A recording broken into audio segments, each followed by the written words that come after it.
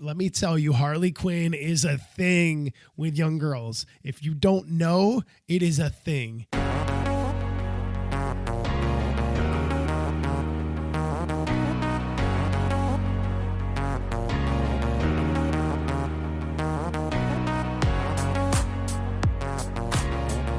This is News on a Tuesday, and today we do have a lot of things. I guess a lot. Can you really say a lot? We have a plethora of things to talk about because let's be completely honest here. There is just a ton of things that are going on in the Lego world. If you have not been paying attention, it is already February. Can you believe it is already February? And we've got to talk about, things that are going on. There are so many sets that are coming available right now. February 1st, tomorrow's Groundhog Day. I can't wait. God, I hope the poor guy doesn't see a shadow. Not like it matters, but growing up in the heart of it in Pennsylvania, it was always a big time of the year. However, with that in mind, I want to talk a little bit about some of the things that are coming about that we have recently heard about and are going to be hitting the shelves. Some things are already hitting the shelves now. The Globe is out, but I don't want to touch on that. I want to get more into previewing some of the other things that are coming out here because some of this stuff is going to really do well. And then there's some of it I'm really kind of questioning on really how well that is going to come across. So the first one, if you live under a rock, there are amazing new sets that are coming. And my God, the best one that has to be coming out, I say the best one, not because I'm super into it, but I love the way it looks. And we really just have to jump into it and talk about Thor's hammer. Thor's hammer. This thing it looks huge. Now, I tried to look at it as far as scale and know exactly how big this thing really is going to be. Looks really neat. You get a Thor minifig. You get this big brick-built hammer. You get the Infinity Gauntlet that is here. I like that. That is kind of neat. The idea behind it, I think, is really cool. For me, it's something that I'm really, again, I may not be the biggest fanatic of Marvel stuff, but this is something I would enjoy.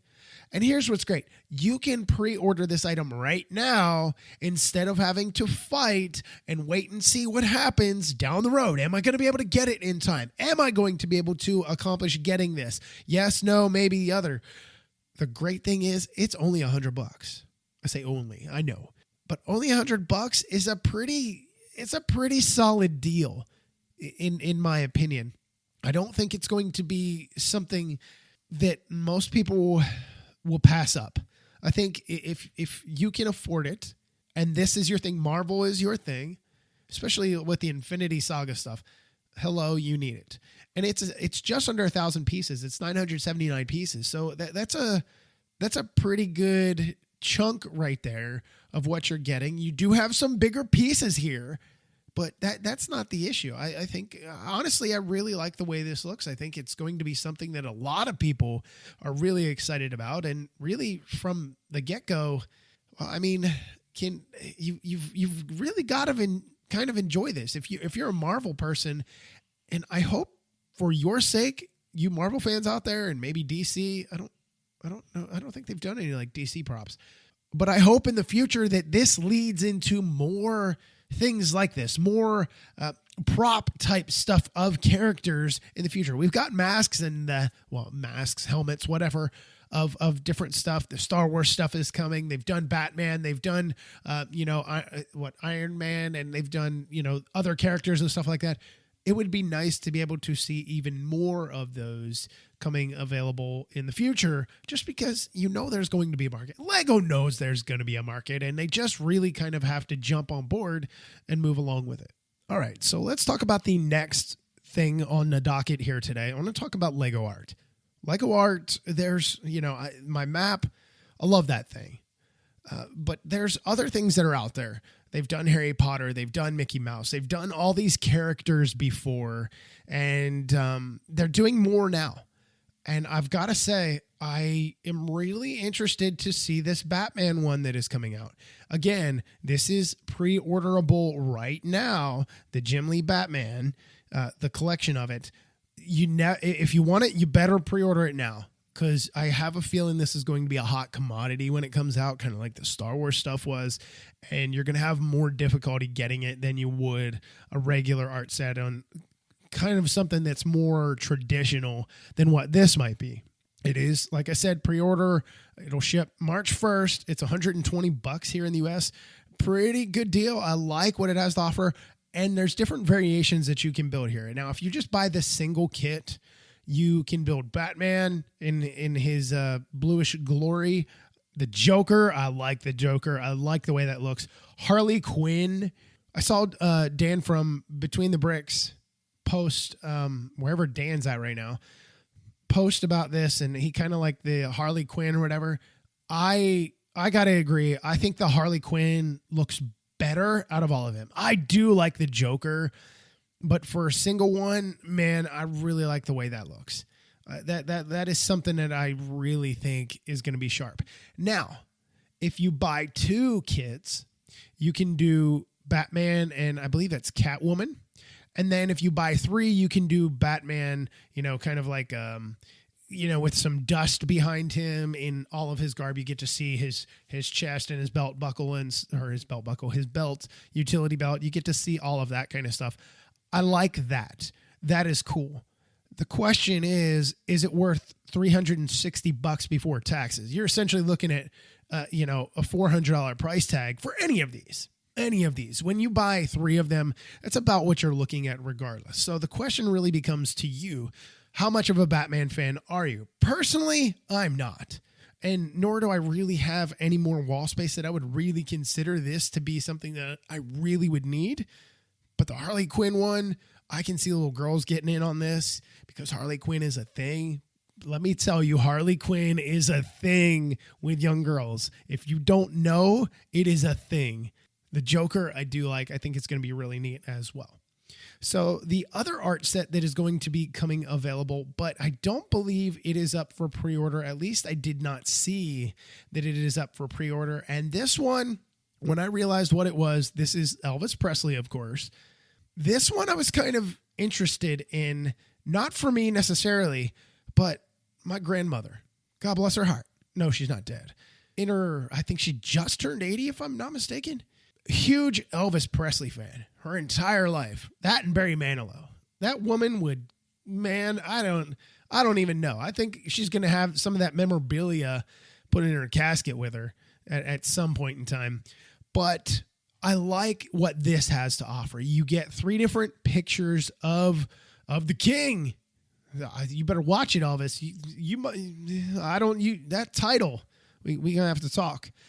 Anyway, as far as these go, these are, I think, are they album covers maybe? Not album covers. They're iconic pictures of Elvis, and I kind of like the way that they look. I think they do a pretty good job. The problem with looking at the art stuff is you have to be at a distance. The closer you get, the weirder it looks. Because then you start seeing the individual tiles, and you're like, no, stop it. I can't do this. You got to back up a few feet, maybe a few feet more, and really appreciate in all its glory. And then you can kind of zoom in, and see what is really there. But I do like this. I think this is going to be something that probably doesn't sell very well. I'm just going to put it out there. I'm not hoping that's the case at all. I look at Lego's demographics, and I'm like, I really don't see that age Lego fan, unless you're maybe a musician or you love music, stuff like that. Maybe you love Elvis music. And I like some of his songs. Absolutely. It comes on. They're completely, recognizable. They're iconic. But I don't know where the demographic is here. I'd be curious to talk to the design team and really kind of get an idea of like, okay, Elvis, iconic. Everybody knows about Elvis. That's great. That's awesome. Where's the marketing thought process behind this? Millennials, whatever that is after millennials and whatever is going to be after that. This isn't really something that they're going to be into. Okay, AFOLs. At what age are we talking about here? Are we talking baby boomer kind of generation, like late baby boomer, or Gen, what is it? Gen X, Gen Z? I don't even know. There's too many gens out there. But with that in mind, I'm curious to see where this ends up or how this ends up on shelves. It's not pre-orderable, so I don't think it's going to be that hot ticket item. I think Lego already realizes that that is going to be the case, but you never know, honestly. You really never know. So I'm curious to know what you guys think about that, because we've seen a lot of art sets. Some have done really well. Some have gone on clearance in big box stores just because they don't sell very well. I was really surprised to see art sets in my local Target stores. Blew my mind to see them in there, but apparently it is a thing, and people are big into it. And I guess if that's what you want, that's what you want, right? So the next thing up on the docket, we've got Speed Champions coming up. Now, y'all know I am a diehard Speed Champions, especially the new 8-wide. And talking to Chris Stamp, who is the senior, I think he's senior Speed Champions theme designer. They all have these weird titles. Some of them, it's like senior designer or lead designer or whatever. But with that in mind, these look great. And what I want to do is I want to talk about a few of them just real quickly and then kind of give you the rundown of the rest. All right. So this year, again, Lego's coming out with multiple purchase items that are going to be available. You have 3 that are in the $20 price category, 20 euros, and it's just a single car. And then you have two dual packs. And both of those, from what I have seen, are going to retail for $39.99 in the US and euros as well. So those are going to be something that are going to go quick. All the Speed Champions, as soon as they come out, it's like boom, done, gone. So one of them is the Lotus. I'm going to butcher this name, and I apologize. You know what? Let me spell it. EVIJA. Evija. I don't know. I like the sports car. I think it's pretty neat looking. It is. The more modern ones are definitely not my favorite. I like more of the old school with the curves, different types of curves and stuff like that. There's too much placed on weird aero stuff right now, aerodynamic type stuff, and it kind of comes off a little bit wonky. But the other one here is the 1970 Ferrari 512M. Oh my God, it's so pretty. Oh my God, it's so pretty. There are techniques in here. I probably spent an hour the other night looking at photos, just like, how did they do that? I'm curious to see how this build works. I'm curious to see how that works. Now, one thing that I can tell you is going to bug the bejesus out of me already is the number 4 that is labeled on the car here.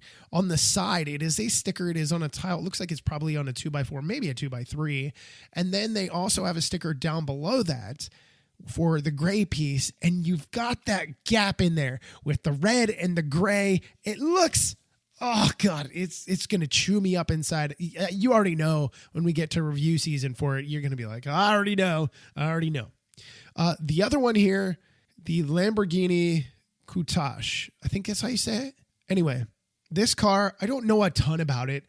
It was a car that I liked as a kid, just seeing it was just big and gaudy, and it looked like it was going to scream going down the road. And if I'm not mistaken, maybe I am, but I swear this was the car that was in the original Dumb and Dumber. And I think, what was that? 94, 95, 96, something like that. I swear that is one. I don't believe it was this color. I think theirs was orange. I saw this immediately. I was like, oh my God, if it's not the same car, it's close enough. It works well for me. That alone is going to do it for me. And then all the extra added benefits on top, especially when you're talking about design and looking at the front end of this and how they got curves. I can't wait. Now, the big hitter here that I think is going to do a lot for people. We did the Formula E car, the Jaguar Formula E car, 2 seasons ago, when they originally went to the 8-wide. This is the new Mercedes-AMG F1 W12E, their F1 Formula 1 car from, I believe, this past year. Yeah, it would be this past year because you don't know what the new one looks like yet. And the Mercedes-AMG Project 1, which is a sports car, racing sports car that they use. So immediately, the F1 car, it has if you follow racing, you know Lewis Hamilton, world famous racing driver. Everybody knows about Lewis Hamilton. If you don't, it won't take you much to look it up and find out who he is. It has his number, on stickers on here. I kind of like that. Not a Lewis Hamilton fan, but hey, I like it. I think it's going to be really neat, and I'm really curious to see what this looks like in 8 wide compared to the other stuff that is already out there. Now, the AMG sports car, I'm kind of curious to see how it looks in the front. It looks aggressive. I like the side skirts that are on it. I think it's going to be pretty good as well. The next and final one that is here, you have Aston Martin making its, I don't think it's debut. I think Aston Martin has already been in there. They were definitely in 6 wide, but I can't remember if they were 2 cycles ago or not. The Valkyrie, which is their new sports car that they're going to be using in World Endurance Championship, and the Le Mans, the 24 Hours of Le Mans. It is their AMR Pro, and then they have their Vantage GT3 car that competes. The only thing about the GT3 car, and something that I can't rectify in my head, is they use claw pieces, green like claw or horn pieces or teeth pieces. You've seen them in different things in different ways. And it's going to drive me nuts because there's something weird about how it's used in the front end of the car. Comparing a side-by-side picture is going to help, yes, but just initially, it's one of those things where you're like, what is going on here? It's going to be a little weird. So, but aside from that, I think this is going to be another solid wave. Every time Speed Champions comes out, they are immediately hot off the press, gone off the shelf, and they're just sold out immediately. So March 1st is going to be a lovely day that I cannot wait for. There's a bunch of great stuff coming out. So that's going to lead on to the last little bit of sets that are coming out that I wanted to talk about, and that is the new Lego City lunar stuff. The lunar stuff. We just had the Lunar New Year. Was it the Lunar New Year just happened today? Yesterday? I can't remember. But with that in mind, there are 4 sets that are going to be coming out, and I am looking forward to seeing what these are. These are inspired by, concepts that NASA has done and stuff like that. One of them here is their rover. It's going to look pretty impressive. I can't wait. There's also a space station that is actually looking pretty darn neat. You could actually probably get this thing to suspend in air some way, shape, or form. I'm really curious to see what this looks like. I know it's a 6+ theme. These give me hope that these are an upgrade to what we got for City Space before, where I felt it was just a little bit too compartmentalized, too many compartments, too many like blocky sections with those special pieces that they use. I hope this gets back to more pieces and not just one big solid piece again, because I didn't like that. But you have your space station, you have your rovers and stuff like that. And there's a number of them that are going to be coming out. And I will tell you, honestly, the city stuff this year, I am a big fan of. And not just because I enjoy the space stuff, not because it's just new. I think they really did a good job here. You've got your lunar research base as well. And then you've also got your rocket launch center, which is going to be something neat. They have one here in Texas, if I'm not mistaken. There's a Twitter account that I follow, and they're always showing updates to this rocket where they build the rockets and get ready to launch them or whatever. It's so amazing. I'll have to get back to you guys with that one. But yeah, really super neat stuff. So that is going to be coming in March. This was supposed to be in March. I believe this was slated for the beginning of the year in January, but I believe it got pushed back, if I'm not mistaken, if I have all my facts correct. So I'm really curious to see how this ends up.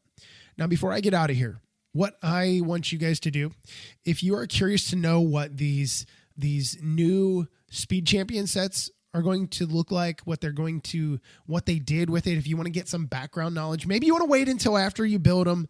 But like I said, Christopher Stamp, he is the senior designer for that theme. and Racing Brick. Blesh is an awesome dude. I've sent you to him many times before.